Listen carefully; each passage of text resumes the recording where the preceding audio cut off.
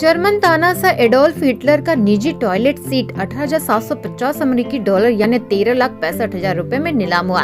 दूसरे विश्व युद्ध के दौरान एक अमेरिकी सैनिक ने तानाशाह एडोल्फ हिटलर की इस सीट को लूट लिया था। दरअसल विश्व युद्ध के दौरान जर्मन तानाशाह हिटलर पीछे हटने लगा और इसी दौरान अमेरिकी सैनिक रेगनवाल्ड सी वॉच ने इसे लूट लिया।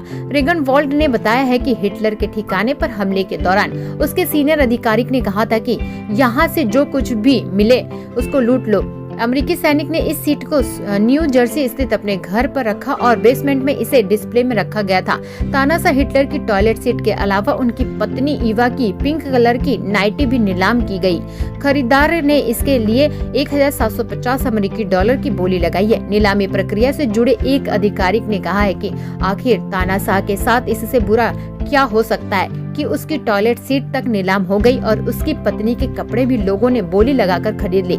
इसके अलावा हिटलर का हेयर ब्रश और हिटलर के 4 दुर्लभ बाल भी नीलाम हो गए। इन बालों को हेयर ब्रश से निकाला गया और उसके लिए 1,650 पाउंड मिले।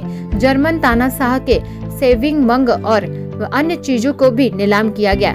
रेगनवाल्ड उन पहले अमेरिकी सैनिकों में शामिल थे जो मौके पर मौजूद थे, क्योंकि उन्हें जर्मन और फ्रांसीसी दोनों की भाषाएं आती थी। वह फ्रांस के 2 आर्मर्ड डिवीजन में एक संपर्क अधिकारी के रूप में काम करते थे। उन्होंने टॉयलेट सीट को लेकर बताया है कि यह जर्मन तानाशाह के प्राइवेट टॉयलेट का हिस्सा थी। जर्मन तानाशाह को खूंखार हरकतों के लिए जाना जाता था, खास तौर पर यहूदी समुदाय पर अत्याचारों और प्रोपोगेंडा वॉर के लिए। हिटलर आज भी दुनिया में कुख्यात है।